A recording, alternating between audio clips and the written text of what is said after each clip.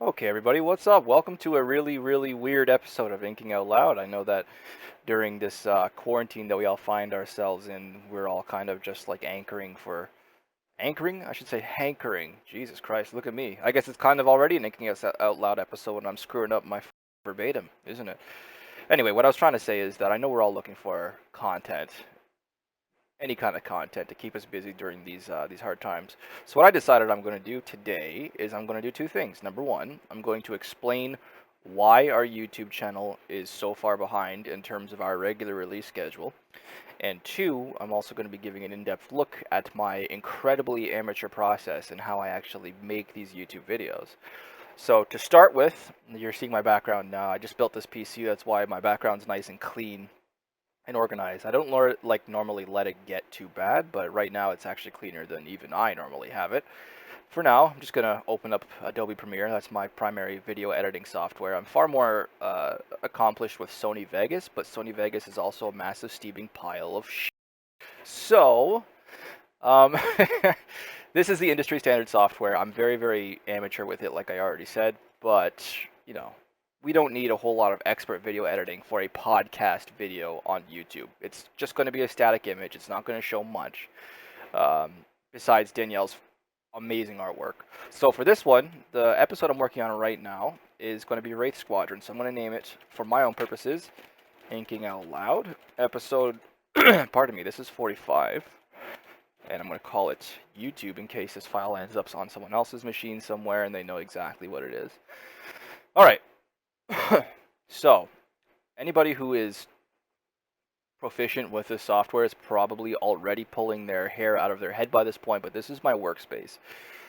This is what I know, and this, actually, I can't say this is what I know because I still don't know 90% of this, but I know enough to do what I need to do for this low-level bit of video editing.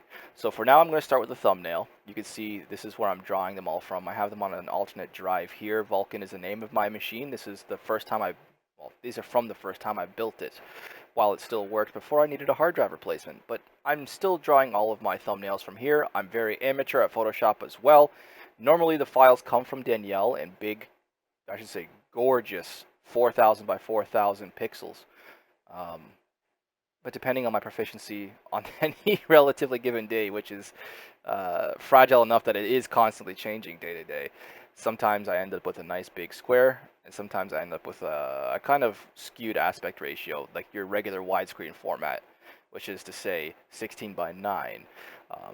But, you know, all of our thumbnails on our other, formats, all our other media, like podcast apps, iTunes, SoundCloud, those are all generally in a square format, so I'm going to stick to the square format. I'm going to import Wraith Squadron. This is the thumbnail I made for it a week. What am I saying? A month or two ago. I almost said a week or two. No, it's been a while. The first thing I'm going to do is go to my sequence settings because I don't want to see it on. Now, this one came in at 2000 by 2000, which is still an amazingly high resolution. It's wonderful for a graphic designer to work with. It's not wonderful, however, for video editing, because it uses a lot of space. So what I'm going to do is I'm going to change the frame size from horizontal 1280 and a vertical of 720 pixels. Now, what it's going to do is it's going to do this. You see the picture that Danielle sent is much larger than this in comparison, so now I'm only stuck seeing a small portion of it. But luckily, the guys at Adobe, and women, who knows who's designing the software, they know what they're doing.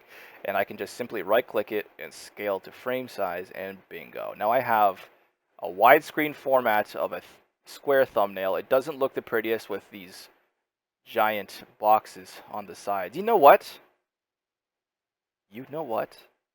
No, for the first time in this video, I'm going to actually make a square video to match it. Instead of making a widescreen thumbnail, try to move everything around, space it all around. So instead, what I'm going to do is I'm going to make a perfectly square video. All right. Boom. That looks a lot better. It's going to look awkward for people to watch, but who cares? They're going to be listening, not watching. It's just a static image anyway. So the next thing I have to import is the audio file, the actual episode itself. I haven't read Wraith Fist, Wraith Fist, listen to me. Wraith Squadron or Iron Fist or any of the Aaron Alston novels. So I'm not going to be listening to the episode too much, but I just need to listen to the beginning and the end of it. So I'm going to import it here. Not in music. What am I saying? That's normally where I had it before. It's actually in downloads. And as an interesting aside, gentlemen, I'm speaking now directly to Drew and Pat, but anybody watching this is just going to get a little more of an in-depth look, too, of the behind-the-scenes process. Drew and Pat, I'm just now noticing that our downloads from SoundCloud are still using the same file names that would have been uploaded with.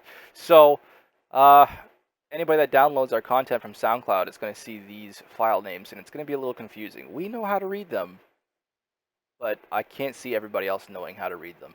So, just a point to note. But I'm going to import now the Wraith Squadron pre. And it says pre because it hasn't been censored yet. And that was uploaded because it doesn't need to be censored, since Drew and Lauren tend to be well-rounded adult individuals and they don't have such filthy mouths like I have, which require lots of editing, lots of censoring. But on an episode like this where it's just Drew and Lauren, I can't see it getting too out of hand. So, anyway, this is my timeline here. So the purple there, pinkish purple, whatever you want to call that, that is our image file. No matter where I go on the timeline, 45 minutes in, if I want to zoom out and go to the beginning, 4 minutes in, it's still there, it's still static, it's not changing.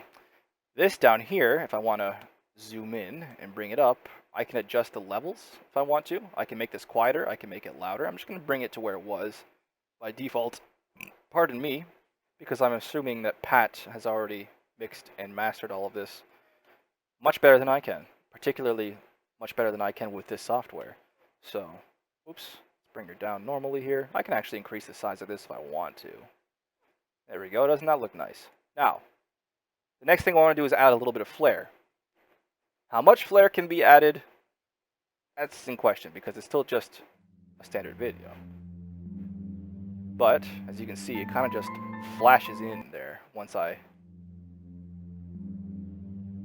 bring it to the start. That's a little boring. It's a little abrupt. I'm going to give that a little bit of a fade. So what I'm going to do is I'm going to go to my Effects tab. I'm going to open Video Transitions. I'm going to give it a dissolve feel. Let's give it a, say, with Film Dissolve. I usually use Film Dissolve. I'm going to zoom in a little more, and that is the length of our transition. See how it's going a lot faster now since I've zoomed in a lot more in the timeline. Now that looks a little better. Still a little early and still a little abrupt. The music starts around here, so I'm going to bring it around here. I'm going to make that Film Dissolve take a significant longer time. And then we end up with this. It's a little late. Let's make it a little earlier. Right here. Perfect. You have a perfectly synchronized opening with the video there. This is incredibly simple. This is incredibly simple. Hello, everybody, and hello, Drew. Let's pause you for a second now. You can see I only have a single video tab, or a single video track and a single audio track. I mean, some of the other videos I get to have 5, 6, 7, 8 tracks for video, graphics, moving around and stuff like that. 2 or 3 tracks for, you know, sound effects on top of the audio, on top of some music. This is incredibly simple. Well, let's see here. Pat also likes to add typically what looks like about 10 to 20 seconds of silence at the end of every episode. I'm not sure why he does that. What I'm going to do is I'm going to end it right about there. Now, as you can see, there is still no transition on the end of this. It just kind of flashes out, doesn't it? Which itself isn't as boring as the snap into frame, but I'm still going to give it a chance to dip to black nice and gently. Oops, I almost brought the entire... I have to move in a little more to actually adjust simply the effect. There we go. And let's see how it looks. Still a little abrupt. I was zoomed in too much. Here we go. It should start fading out as we talk. And as always, I am your host, Drew McCaffrey. With me is my special guest, Lauren McCaffrey. Thanks for joining us. And thanks for listening. We'll catch you next time. Perfect. Perfect. Okay, now we have one file that is ready to be exported. Now comes the PC work. My processor's sweating right now. I can feel it. So what I'm going to have to do, oops, I'm not importing, I'm exporting. What am I doing? I'm exporting the file, exporting media. I'm going to export the entire sequence. So the output name is not going to be IOLWRSQ. It's going to be Inking Out Loud Episode 45 YouTube. There we go. It's not a Premiere project either. It's going to be an MP4, I guess. What? No. Well, how's our size? Yeah, no. 3.6 gigabytes is way too large for a 47-minute episode. So this is exactly why I've been having a lot of issues lately. The compression seems to suck. I don't understand why a 1280. Well, that's right. This is square. So this is 1280 by 1280. It's still pretty small, all things considered, in terms of resolution. Oh, wait a second. 12 megabits per second. That's way. Oh, it's a high bit rate. Okay, hold on. Let's bring her down to a medium. Much better. Right there. We have 1.1 gigabytes for a 47-minute file. Still a little on the large side, but well within our target range. Oops. Hold on. I don't want to match sequence settings. Why did I just click that? No, I normally do that while I'm working with video game um, clips, which is, yeah, no, I just instinctively pressed that. So now we have an output name. Entire sequence, it's going to end up at around 1,128 megabytes or 1.12 gigabytes, give or take. Perfect. I think this is ready for rendering. And now I'm exporting. So basically what's happening now is my PC, for those who don't know, specifically my CPU is doing the vast majority of the work, is it's taking the audio file and it's taking the video file and it's stitching them together into a single video. I should say the audio file and the video file. The audio file and the picture, and it's stitching them together into one long video now that's going to be about 47 minutes long. And you can see how quickly it's doing it because I have a rather powerful PC. I'll show you what I'm working with here.